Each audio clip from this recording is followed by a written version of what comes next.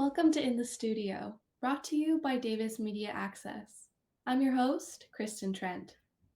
Known for their humane outreach efforts across Yolo County to support the welfare of animals, I'm joined by Yolo County Animal Services to talk about the wonderful work that they're doing today. On behalf of the organization, joining me is Una Preston. Thank you for joining us today. Thanks for having me.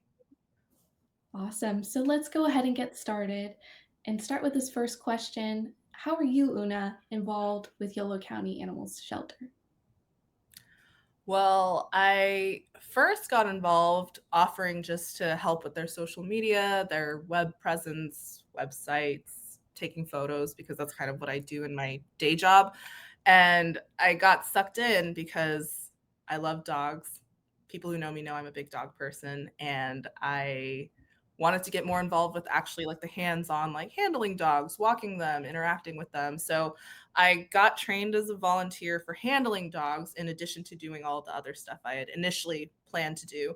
And so now I am a weekend dog handler. I go there almost every Saturday, sometimes also on Sundays.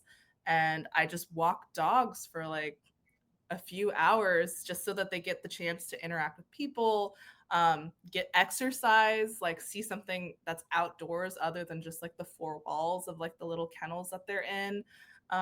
Maybe even give them a bath or groom them because sometimes they get like really, really grimy either from playing in dirt and just having it sit caked on their fur. Um, but yeah, so I handle dogs and I take all of their photos. I do run all of their social media accounts and I try to keep their website updated. Excellent. So it sounds like there's a lot of love in what you do. And I want to Oh bring yeah. that to my next question. And it's what's your favorite adoption story from your experience at the shelter?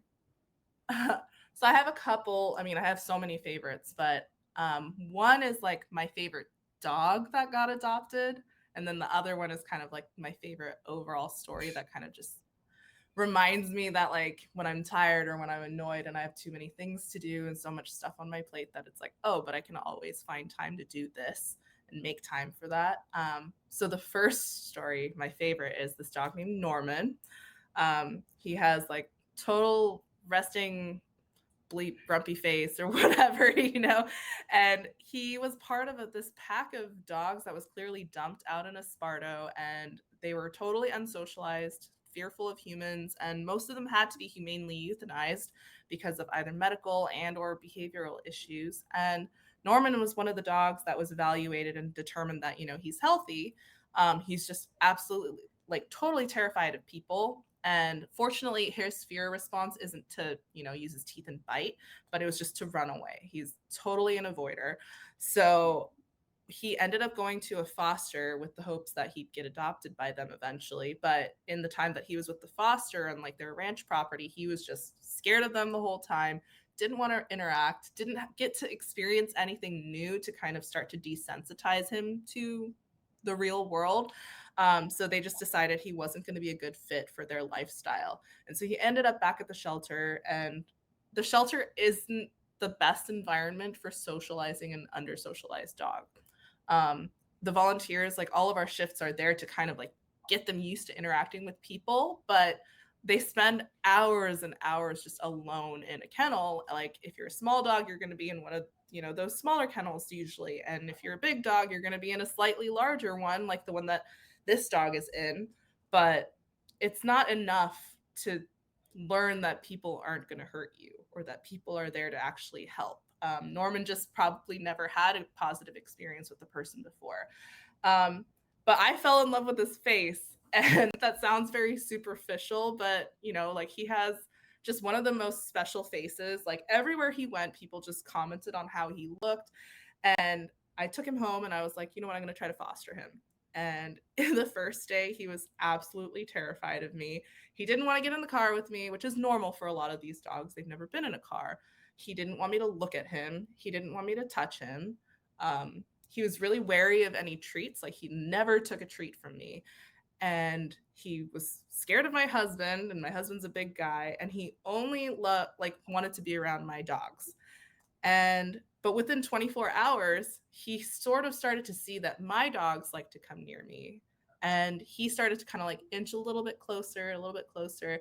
And eventually, like within a few days, he's like snuggling with me on the couch. He actually wants me to pet him. I could invite him up onto the bed and he'd just like, spoon with me for like as long as I wanted. Like he was such a love bug, but you never would have guessed it before. He didn't want me to touch or look at him before.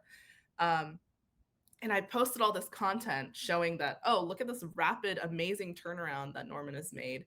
And someone on social media who follows our shelter account said, that dog sounds perfect for what I like. I'm looking for exactly this kind of dog. And they came to meet him. They bonded immediately and she adopted him. And I still get updates like it's an open adoption. And I'm so proud. Like he's learned to love people and he's actually learned commands. He wasn't potty trained and didn't know any commands when I had him. And even though he was really loving, like any attempt to train him to like sit or down, he was just like, I don't know what that means. And he just kind of like walk away and try to play with my dog. So seeing that he's actually like learning new skills other than just being social is really, really cool. Um, and then my other like actual, like my favorite real story and like a demonstration of like the impact of what I'm doing and what all of our volunteers are doing is the story of this dog named Saint. And he's this German Shepherd. He was abandoned in an apartment that someone had like moved out of. And I think the landlord went to the apartment and was like, there's just this dog here. No one claimed him, couldn't reach the owners. And he was at the shelter a long time. He was originally named Saint by our volunteers because he was so perfect and so easy. And then he broke down. Like his behavior deteriorated. He was starting to get super anxious. He'd spin nonstop in his kennel and drooled constantly. And so in order to try and prevent him from being humanely euthanized for behavior concerns, a volunteer and myself, we decided we're going to take him out, try to get some footage of him, give him a break from the shelter too, because that's the other thing. Sometimes if you're stuck in one place for a long time, you're going to go a little crazy. So we took him out and about downtown in the Arboretum, got all this footage of him being a really, really good boy. And then I made a reel for the shelter's Instagram account and posted it. And then this woman in Southern California somehow saw this reel, fell in love with the dog that I presented in this reel, and she flew all the way up from SoCal to meet him, ended up falling in love with him, and then adopted him and took him home. And he's now named Raptor. He used to be dog reactive, but she's put in so much amazing work, like time and effort and love into like socializing him and training him. And now he's just playing with other dogs at doggy daycare in a pool. And it's just like the most like rewarding type of story. Like it's just, it makes doing what we do and being tired all the time like totally worth it. Yeah, those sound like two incredibly moving stories that you've been able to actively be a part of. And I just want to ask you a little bit about public events that you put on. It sounds like these are ways that the community can get involved with meeting these animals as well. Yeah. So I don't know when this is going to air, but we have an event coming up this weekend and we're trying to do it monthly. So even if, you don't come to this weekend's next month and the month after that, we're going to have offsite adoption events. So I started it last fall because I realized that cats were getting offsite adoption events like regularly, but none of the dogs were. And our shelter is in Woodland and it's not a super inconvenient location, but a lot of people don't really know what the shelter is. Like they confuse it with, other local rescues and don't really have this idea that there's a brick and mortar building where you can just show up, meet dogs, adopt one for $50 or sometimes for $0 because the adoption fee is sponsored and you can bring your best friend home with you, but people just don't know it exists. So I proposed bringing the dogs to where the people go. And there, plant shops are really trendy. And there was this really cute new shop that had opened in downtown Davis called the Growing Groves Plant Shop. And I'd gone there and bought so many plants before. And I had talked to the owners and I'm like, they're so sweet, so adorable, and they love dogs. So I was like, it's perfect. Like we should just collaborate. And they had this great patio space out front, and they were totally game like immediately. So there's Lawrence and Ricky, and Phoebe is the first dog that was adopted from one of these offsite adoption events. We called it Pups and Plants because it's at the plant store and we had puppies. And they've just been incredibly supportive. They've sponsored adoption fees for dogs, and yeah, this dog is named Spooky. Spooky and his mother Daisy, they were at, I think, the second Pups and Plants, and Spooky is now also in a forever home. So it's just been this really amazing opportunity to, get some of that accidental foot traffic where people don't know that an event is happening, but they happen to be walking by and they want to go check out this space and see all these cute dogs around there. And sometimes people who weren't intentionally looking to adopt a dog, they'll just stop by to be like, oh, I'll just see what's there, and then end up adopting because they just fall in love. And it's kind of like, if you find the one, it's the one. So I think without having these offsite adoption events, like we would definitely be stuck with a lot more dogs sitting around waiting for forever homes indefinitely at the shelter. And that's not what we want. We want to move them out as quickly as possible. Well, how wonderful is that that these events have been able to support the community interaction between the animals? And I do want to ask you a little bit. I know we've mainly been talking about dogs. I wanted to ask you if there are any other types of animals that the shelter houses. Yeah, so I'm biased because I almost exclusively handle dogs, but we have so many cats, especially right now. Every summer, our shelter is slammed with kittens because it's kitten season, and because we're in the Sacramento Valley and like the climate sort of just is conducive to having kittens year round. We kind of have kitten season all year round, but it's especially intense right now. And so we actually had multiple calls in the last month or so trying to find people who could bottle like foster bottle babies, which is like they're so young that they still need to be like bottle fed round the clock. And then once they get old enough, it's like, okay, now we got to like put them into homes because now we have all these like really young, cute kittens, but they need to be socialized and we just don't have space. So we have cats and kittens, probably an endless supply for the next few months. So if anyone is looking to adopt a cat or a kitten, please check them out at Yolo County Animal Services Shelter. We also occasionally get, like, I guess what you'd call pocket pets, like hamsters. Um, Not that often. I think a lot of times people can rehome them pretty easily. We've received rats and guinea pigs, and then rabbits, which I guess aren't technically classified as a pocket pet because they're bigger. But we also have like ended up with suddenly a lot of rabbits and then no rabbits for months at a time. So it really depends on what people are doing with their pets and how well or not well they're taking care of them. Sure. Yeah, it sounds like there's a lot going on at the shelter, and a visit to the shelter will reveal what the inventory is like. But I Exactly. do want to ask you a little bit about you spoke a little bit about the bottle feeding program that the shelter supplies, and it sounds like volunteers can get involved that way. Can you tell me a little bit about how folks can help out during kitten season, even if it is year round? Oh yeah. So for the bottle baby situation is really, it's the most intensive form of kitten fostering, I would say. And we actually have like a whole separate training for people who want to be kitten fosters because, you kind of have to have a little bit more of a hands-on or like a more holistic understanding of caring for animals rather than just like, I used to have a pet dog at home growing up and I'll just figure it out as I go. Um, but that's kind of been the thing that we've needed the most, just to kind of help mitigate space issues because our shelter is not big. And right now, we've been at maximum capacity or over maximum capacity for years now.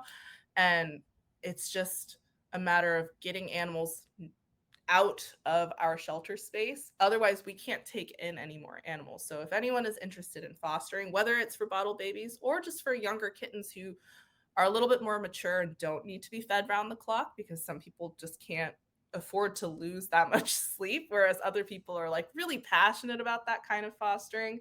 Um, Fostering dogs, we have two dogs that have been waiting for months for a medical foster, and we haven't gotten any bites from anyone, and they need medical fosters because they have conditions that require surgery. But if they're living in a kennel space without round the clock supervision, they're not going to be able to heal from their surgery and have the proper like care that they need in the shelter environment. But we haven't been able to find anyone who's willing and able to foster these dogs. So anyone who is like, at least somewhat experienced and willing to kind of learn a little bit more in order to become a more experienced foster, if you're interested and your home is available and conducive to that kind of thing, like we really need more of those.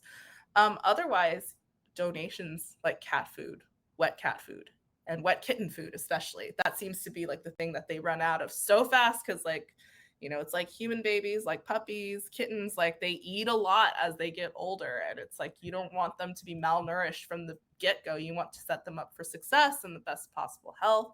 So, donating food, those are probably the biggest needs during kitten season. And just adopting, who doesn't want a cute kitten? Just Of course. And so you have spoken a lot about different ways people can get involved. Can you mention a little bit about what hands on volunteering like you do comprises of? so volunteering at the shelter is pretty much what you make it out to be. So it's very customizable and they're really, really flexible and open to like, you leaning into your own strengths. So basically you just do an orientation and it's on Zoom with their volunteer coordinator. And then once they get to know you and kind of have a better sense of what you are willing and interested to put in, then they kind of like direct you to the next step of like who can train you. So I said, I want to handle dogs. So I was then directed to one of the lead volunteers who helps with the large dogs because I wanted to work with large dogs. And then I had supervised dog handling sessions like a few times. I can't remember specifically, but I think it's like X number of hours is the minimum. And then once they've signed off on like your ability to, kind of handle like more challenging dogs and get them in and out of kennels safely and just kind of demonstrate that you can use common sense around a live animal that has teeth and like big nails and could jump on you and might not have the best manners, then they sort of sign you off and say, okay, now you can go and handle the dogs that are within your skill set. And then if you want to level up to like the more advanced dogs, then you have to demonstrate that skill as well. And then once the lead volunteer approves you, then you move up to that level of handling. And so all the dogs are categorized by how challenging their behavior is or what their needs are. And so there's like blue, orange, purple. Blue is like all the beginners can handle them. Orange is next level up. And then purple is like you got to be really experienced and you kind of have to be on your toes. There are some volunteers who have mobility issues, but they love dogs and they want to handle the dogs. And so what usually happens with them is we have yards, and even if you can't walk dogs, because that's a lot of work and it's a lot of like wear and tear on your body and your knees, you can sit in the yards with the dogs and like work on training and like teach them tricks and just play with them, because sometimes these dogs just want someone to throw a ball for them or like engage with them, pet them. Some dogs don't want to move around at all and they just want to be touched by a person, like they want to be loved on. And so if that's more your speed, you can also do that, and that's super helpful and really enriching for the dogs there. And I can't speak to a lot of the cat stuff, unfortunately, except that it's a really similar process for the cats.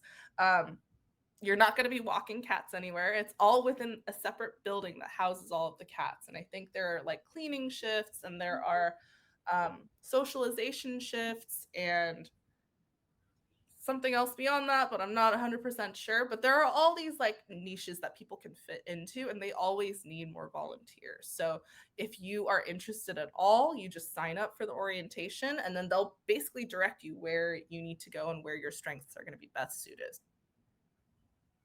Well, it's great to hear about all the ways that people can get involved and people of any skill level can get involved.